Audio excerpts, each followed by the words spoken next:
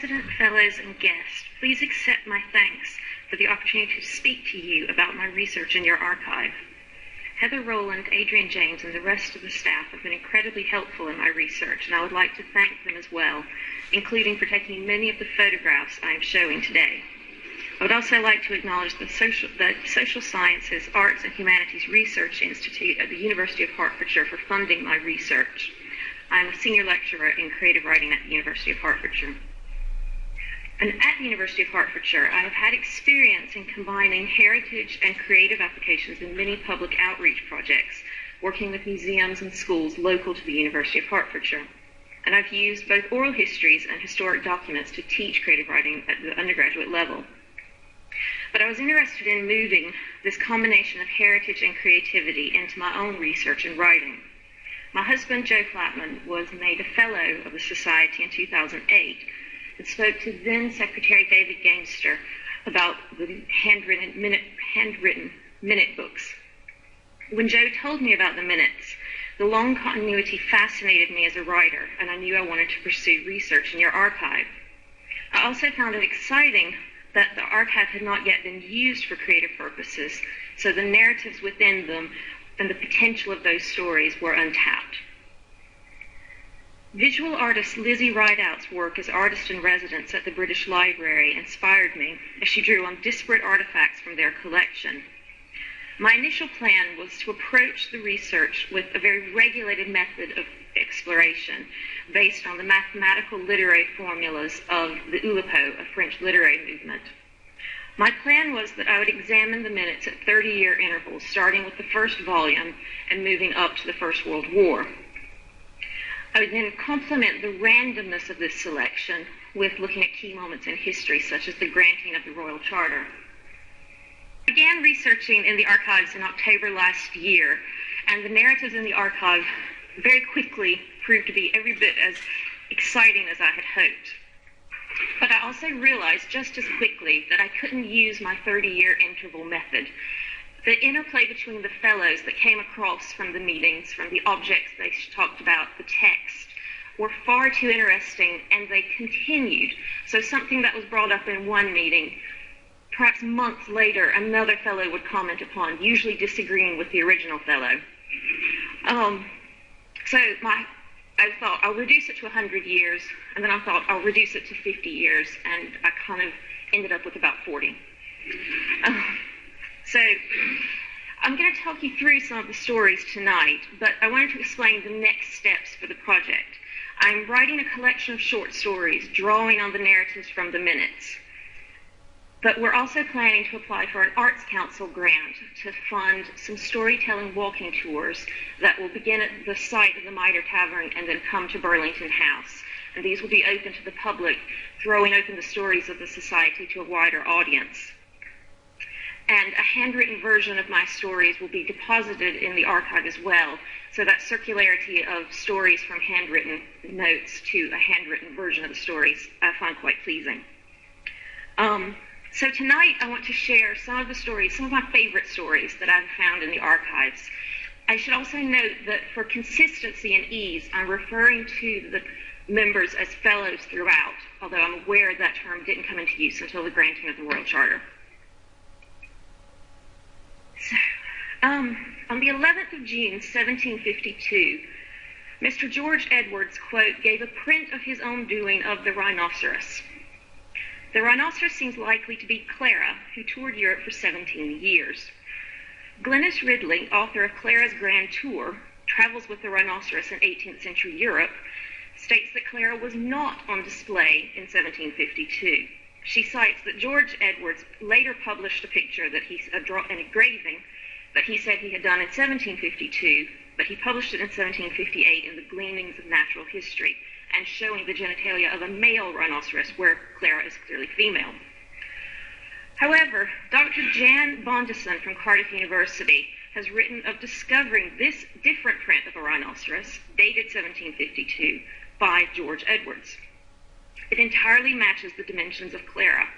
Moreover, advertisements for a, quote, noble female rhinoceros, or real unicorn, to be seen at the Red Lion Charing Cross, were published in the Daily Advertiser from 20 January to 30 April 1752, and Bondison posits that these prints would have been sold as mementos at the Red Lion. In the minutes itself, the complete lack of further explanation of just the rhinoceros suggests to me that all the fellows present knew of the rhinoceros being on display and had probably gone themselves. The text here reads, in case you can't quite see it, "This rhinoceros, which I saw in 1752, was a female. It was about 5.5 feet in height, 22 feet in circumference, and weighs 800 weight or a ton. The owner reckons it's about 14 years old." Clara did return to London in 1758, where she died, and they couldn't find anyone who had the skill to dissect her body, so no one knows exactly what happened to her body. And even by 1775, she still had some resonance. Boswell noted that Tom Davis described Johnson's laugh as being like a rhinoceros. This sword is on display in the Museum of London in its medieval galleries, and it's a sword and a replica scabbard. It has been presented not once but twice to the Society of Antiquaries. On Thursday, 13 February 1745, a Mr. Smith was admitted to the meeting of the Society, and I quote, "The Society had noticed that Mr. Smith, who had contracted for digging up the ballast or gravel out of the river to mend the roads which are between the New Bridge, Westminster, and Southwark Main Road, attended below with the great sword he had lately found. He was desired to walk up with it, which he did, and gave an account of how it was took up about 80 yards above the center arc and above about 8 foot deep in the bed of the river. He permitted a small sketch to be made of it, and had the thanks of the Society returned to him for his civility." And the image here is from the minute books of the sword. Moving forward nearly 100 years, on Thursday, 23 May 1844, this is inserted in the minutes. "Walter Hawkins, Esquire, exhibited to the Society a sword discovered in the bed of the River Thames in 1739 in making the excavations for the piers of Westminster Bridge, extreme length 5 feet 6 3/4 inches. The Connoisseur magazine details that Walter Hawkins then gifted the sword to the Royal United Service Institution, who loaned it to the Museum of London in 1933, hence the article's publication. And this image is from that article. And the article cites 2 origin stories for when the sword was found. One from the 1844 Minutes in Archaeology, one from Gau's Sepulchral Monuments, which shares the origin story with the minute book from 1745. The Museum of London's website shares Mr. Hawkins' version. However, it lists the discovery of 1742 and excavating the piers. All of the sword's descriptions and the different versions feature this text on the upper mount, which translates as "I knew, and the dimensions match." So whatever version is true, they seem to be about the same sword. In 1739, however, Charles Labelle, the engineer responsible for the foundation of the piers of Westminster Bridge, published a short account of the methods made use of in laying the foundations of the piers of Westminster Bridge, with an answer to the chief objections that have been made thereto, which seems to have been quite a lot because the book was quite defensive.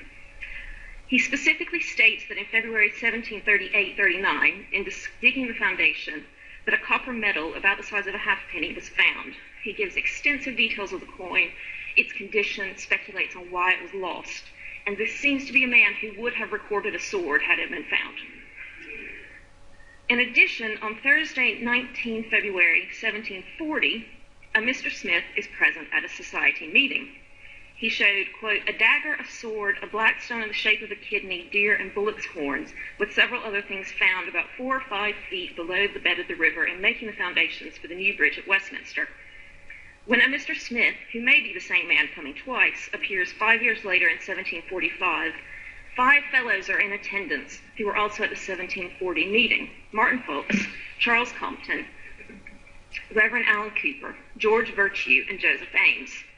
None of these seem to comment that the same sword has come back again, which leads me to believe that the sword in the Museum of London is probably found closer to 1745 during aggregates extraction, not in the construction of Westminster Bridge. The story fascinates me really for 2 reasons. One, that the fellow in 1844 clearly did not know that the sword had appeared before the society before. And two, that Mr. Smith, a contractor, felt that the Society of Antiquaries was the appropriate place to bring finds in possibly both 1740 and 1745. In addition to receiving guests, meetings often featured extracts from letters sent to the Society about objects discovered around the country. A letter from Mr. Robert Kay of Newcastle was read by Mr. Roger Gale on the 13th of March, 1734. Mr. Kay has lovely language. My fondness for antiquity is now revived by a silver table that hath lately fallen into the hands of Mr. Isaac Cookson, a goldsmith in this town. It was found near Corbridge by some ignorant poor people who have cut off the foot in such a vile, barbarous manner that they have broke 2 holes near the table, and they have broke a small piece of the corners too. He describes it in detail, with measurements, including speculating on the objects engraved upon it, including, near the last is a man with a bow in his left hand and an arrow in his right. Before him is an altar and a dog, I think a greyhound, near him. Behind him is a large spreading tree with an eagle perched upon it. There are also several small birds, but these are only struck with a chisel or punch. By 13 November, Mr. Vice President Gale is able to bring a drawing of the plate to this meeting. And I feel this is one of the stories I might have missed if I'd followed my 30-year rule, because it does get followed up on. One of the things I found rather surprising was the number of images within the minute books. I had this idea that would be predominantly text-based, but the images often took up a lot of pages.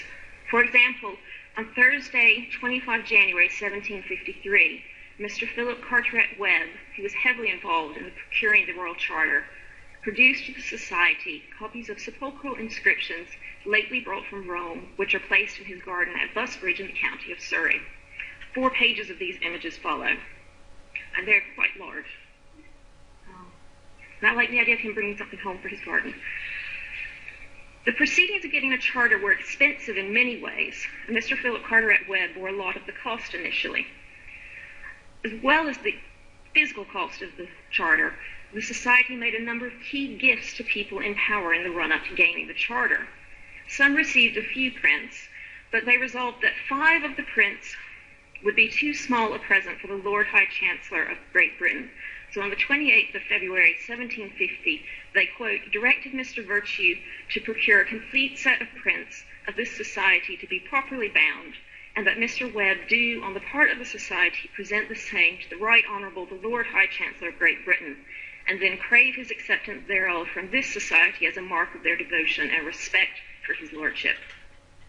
Not only that, they left well more than half of the 6th volume blank of the minute books, which would have been very expensive, and they begin the new volume 7 with beginning the first meeting after the granting of the charter. In addition to the objects and stories contained within the minutes, I found the interactions between the fellows to be fascinating. These interactions often concealed disputes in extremely polite language.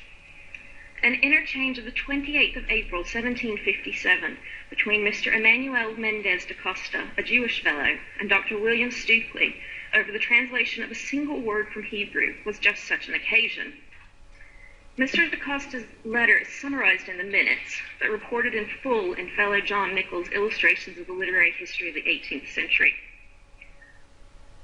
I take the liberty, with the greatest respect and submission, to inform you of a mistake in your paper of the Druids, read to the Antiquarian Society the 31st of last month. He goes on to assert that there is no such word for 10 in Hebrew, closing with, I earnestly entreat your pardon, dear sir, for this freedom, and beseech you to continue me in your friendship, which I so greatly esteem. Dr. Stukely, however, has his response contained in full in the minutes, albeit turned into the third-person point of view, and the language of the opening makes his opinions beautifully clear.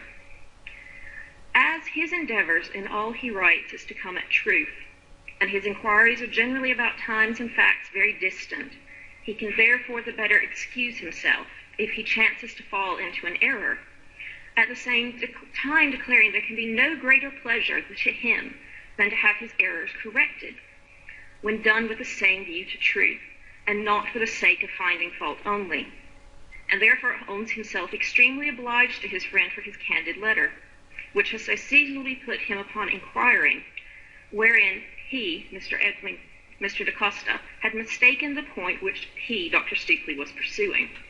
Dr. Stukely's response continues for 3 full pages of the minute books.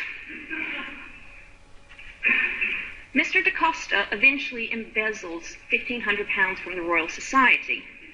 He is expelled from the Society of Antiquaries and ends up in jail, where he still manages to give scientific lectures. I'm not really sure how that worked. Whereas Dr. Stukely's life clearly ends very differently. A much longer-running dispute came from the pages of the London Evening Post. On the 14th of December, 1754, the London Evening Post recorded that, "We hear from the board of a learned assembly in Chancery Lane that there have been many times clandestinely filched away several papers of mighty importance by some persons not having fear of God before their eyes, and instigated by the malice of the devil. But whether these purloinments have been made by any of its unworthy members or visitors, being as yet a secret, it is hereby desired that such persons, whoever they are, natives or foreigners, would read their catechism and keep their hands from picking and stealing, lest they should be detected and justly exposed." On Thursday, December 19th, 1754, 5 days later, the matter was raised at a society meeting, with Dr. Breckenridge moving that, quote, "a premium be offered for discovering the author of such illiberal treatment, that having felt the justice of the society's resentment and displeasure, he might learn that becoming measure of public respect and decency which so respectable a body should always be treated." Mr. Sergeant Eyre, however, moves that all members of the society present, and all such others as shall be present at every future meeting till St. George's Day, be severally and publicly called upon by the Secretary to answer with respect to their knowledge of the publication of the said article, so that every member who chooses it may have an opportunity of honorably exculpating himself of the imputation of so foul an offence, and that such as shall withdraw without answering or shall refuse to answer to the said question be noted down and reported to the society. It is worth noting, perhaps, that they do not seem agitated at all about there possibly being some missing papers. It is entirely about the reputation of the society. The questioning was carried out for several meetings, and it's always recorded, up to the point that Mr. Locker asked on the 13th of March, 1755, that it be minuted that he left early on the 9th of January from illness, not guilt. The society responded by approving him a worth member thereof. Dr. Richard Rawlinson, pictured here, however, always absents himself immediately before the process of exculpating begins. On the 6th of April, he died, before ever exculpating himself. He had changed his will, so the society did not receive the collection of antiquities and a small estate at Fulham, originally gifted in his will. Instead, he endowed a chair of Anglo-Saxon at Oxford, but made it a requirement that no fellow of the Royal Society or the Society of Antiquaries could ever hold the chair. And this ban remained in place from 1755 until 1857, when it was decided to be removed. Beyond the use of language, the personal disputes, and the subjects of their discussions from objects or text, I found the personalities of the fellows came through very clearly through the minutes, as you can see in some of the disputes that I've talked about. But Mr. Joseph Ames has fascinated me. He was elected in 1736 and served as secretary from 1741 to his death in 1759. He was a Wapping ship's chandler, did not know Latin or Greek, and wrote that at times he felt ill at ease among the grander fellows. However, the entry for him in the Oxford Dictionary of National Biography incorrectly states that Ames only contributed once to the meetings of the society. He contributed many times, I'm not sure why that error is there, including this lovely drawing of Oldcombe Church in Kent on the 18th of October, 1753. And images of Oldcombe Church now show it is very, very accurate, and there is still a small tree in front of the church. The minutes identify that he visited the church on the society's holiday, and he also records the tombstone of Dr. William Harvey's mother, Joan. Quote, "A chaste, loving wife, a charitable, quiet neighbor, a comfortable, friendly matron, a prudent, diligent housewife, careful, tender-hearted mother, dear to her husband, reverenced of her children, beloved of her neighbors, elected of God, whose soul rests in heaven, her body in this grave, to her a happy advantage, to hers an unhappy loss. Ames himself was buried in the churchyard of St. George in the East in Shadwell. I visited this last week, but I could not find his tombstone. In the 1880s, the churchyard was converted into the garden that it is now today, and some tombstones were preserved and kind of stuck around the outer walls of the garden, and some disappeared. Apparently the assumption is that they were buried in situ, but that's completely unknown, and no lists were kept of what graves were kept or not. And it seems ironic that a man who devoted himself to antiquarian research and recording artifacts would himself be removed from the physical remains of history. His tombstone, according to the literary anecdotes of the 18th century by fellow John Nichols, ended with, "He being dead yet speaketh." Despite the loss of his tombstone, Ames and all of the fellows yet speaketh through the remarkable archives of this society, and I'm very grateful to have had the opportunity to research within them. Thank you.